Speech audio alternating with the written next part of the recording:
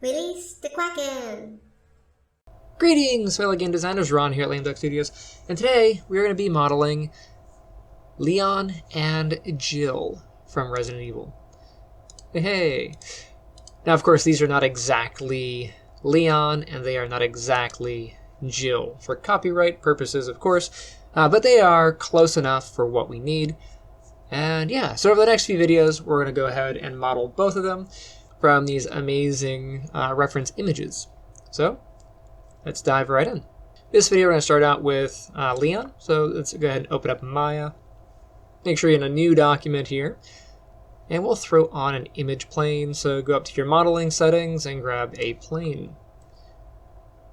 Right off the bat here, I'm going to take my plane. I'm going to make my plane. In here, I'll go ahead and set this to 1 on the subdivisions width and height. The way you can see there's only one cut here versus a bunch, you know. Take that down to 1. For the width and height, we're going to do that based off of our reference image. So if I go up to Photoshop here, and you can see we have 3 Leons. We've got a front, we've got a side. The side is a little bit not as side as I would like, but it's alright. Now we have a back. I'll go up to Image, come down to Image Size. And we can see what it is in pixels, but I'm going to go ahead and change this to centimeters. And this is 54.19 and 4138. So 5419. And my memory is terrible. 4138. Hey. I'm going to go up to Rendering, drop on a Lambert, and I will name this Leon Reference. And then I will load on this image. So I'll go over to Color, grab the checkers, File, and Folder, and then navigate to where your reference is stored. Once you grab your reference, you can go ahead and open that up, and press 6 to turn the color on. There's Leon. Now this is way too tiny. Leon is about 5'10", so we want to have something in here that is roughly his size. Let's go ahead and create a block. So I'll go to Poly Modeling. I'll grab a cube. I'm going to make this the correct height. So Leon is 5'10", so if we grab a calculator, and then so 5 feet, so there's 12 inches in a foot. So we got 5 times 12. Cool. And we're going to add an additional 10 inches because he's 5'10". Sorry, 70 inches tall. Make sure I do my math correctly there. We're going to multiply that by 2.54 because that is the so how many centimeters are in an inch. So there we go. Multiply that. We get 177.8, which is about 178. So I'm going to round up to 178 there. So we'll take 178. And we also need to divide this by 2, so I divide by 2, and we get 89, and you'll see why in just a second. So I'll make this 178 tall. For the width, I really don't care, but for the position in the Y, that's going to be half, because you can see it's halfway through the floor here. So that's where we get the 89. We'll take that, and we'll pop that in there. So this is exactly how tall Leon should be once we get him all set up. So I'm going to take this image plane, and then I'm going to rotate it so that it's forward. So I'll hold down J and get rotation there. That's going to be a 90-degree rotation on the x-axis. And now I can go into my front view. I'll press 6. Get my scale tool. And now I'm going to scale this, but I actually want this little scale icon to be at the bottom. So that way we can scale out toward our goal. So what I'm going to do is I'm going to zoom in on the image just a little bit. I'm going to press the D key, press it once, it's going to unlock our widget. I'm going to place the anchor of the widget down about the bottom-ish center of Leon's foot here. So you can see him right there on the foot. Okay. I'll press D to lock, and now I can scale this. And I'll go ahead and hit W, hold down X, I'll snap that to the grid here. And you can see Leon's feet are nice and on the grid, which is good. And I'll just scale from there. So R to scale. I'll just scale up until Leon is the correct height. Let's see, where's my block? There's my block. Let me make that just a little bit wider. I'll do like 64. And I'll make this shading. Let's do X-ray. Does that look good? I think that's the right height for Leon. I think we're good there. Okay. For our height reference, we can go ahead and just nuke that. I don't even need to keep it anymore, so just go ahead and delete it. Now we have him, and I actually want to divide this into 3 parts. Now I only need the front and the side. I don't really need to keep the back image, although it is handy to look at. But these 2 are the ones we really need to keep. But I need to split this here and here to get our different panels.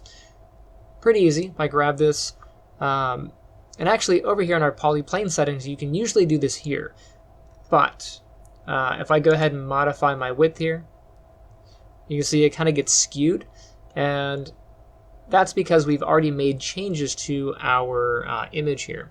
Now, if yours got really messed up from doing that, pretty easy. We're going to go up to Edit, come down to Delete by Type. Let's delete the history off.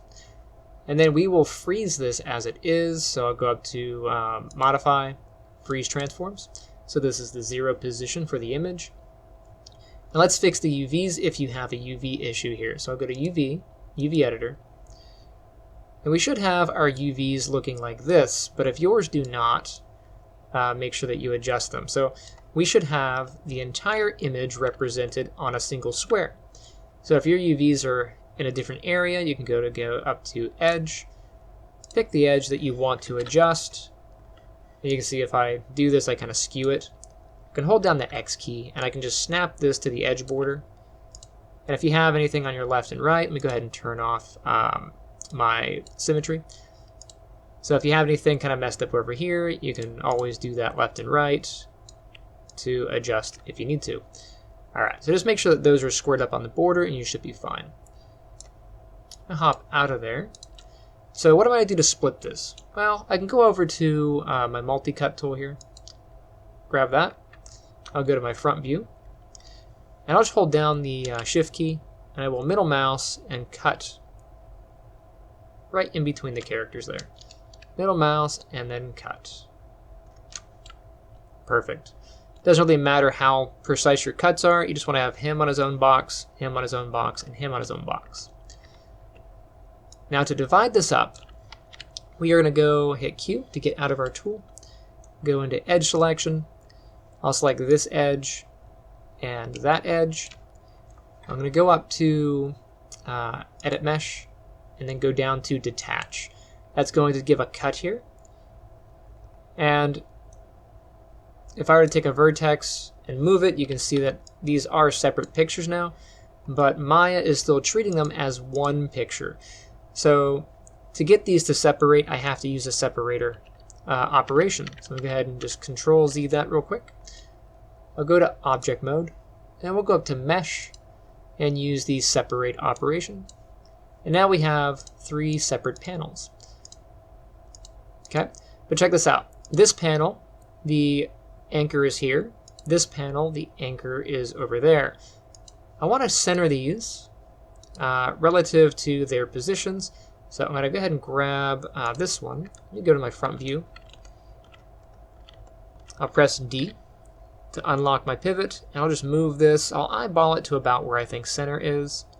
I think that's good. And I'll press D again. This one's all right. This one I don't really care about as much, but I'll go ahead and center that as well. So D to unlock. Go ahead and just drag it to where you think center is, and then D to lock it. Awesome. And now I can orient these however I need. So this one needs to be center. So X, drag it to the grid there. And then I will X drag back.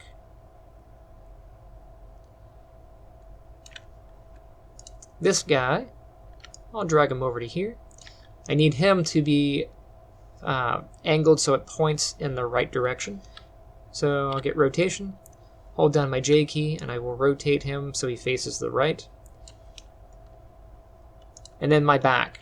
So the back of this,